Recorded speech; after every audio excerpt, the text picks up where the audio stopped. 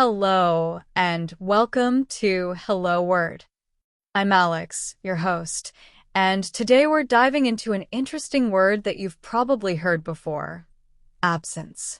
This is a C1 level noun, meaning it's considered advanced in English learning. Absence refers to the state of not being present. So if you think of someone or something not being in a place where they're expected, that's absence.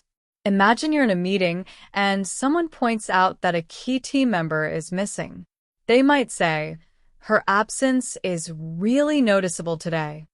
This word is versatile and pops up in various contexts, both formal and informal. Let's look at a few synonyms for absence. We could say non-attendance instead, like in, "His non-attendance at the event surprised everyone." Another synonym is lack, as in, "The lack of participation made the event feel empty." There's also deficiency, which we can use in a sentence like, "The project suffered due to the deficiency of resources." On the other hand, some antonyms can help us see the opposite of absence. One clear opposite is presence. For example, "Her presence brought a lot of energy to the meeting." Another antonym is attendance. You might say, "The attendance at the concert was impressive, with a full house." Lastly, there's existence, which can be used like, "The existence of evidence changed the course of the investigation." In daily life, absence is a word you might encounter often. For instance, you could say, "The absence of rain has led to a drought in the region."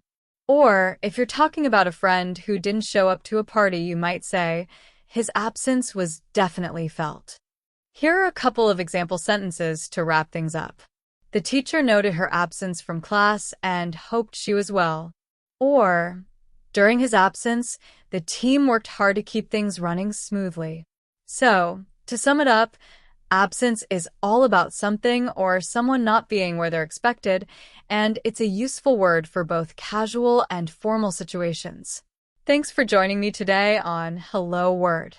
If you enjoyed learning about absence, please subscribe to the podcast and leave us a review. It really helps others discover the show. And before you go, I'd love to see you try using absence in a sentence. Feel free to share it in the comments. Until next time, keep building your vocabulary and exploring the richness of the English language.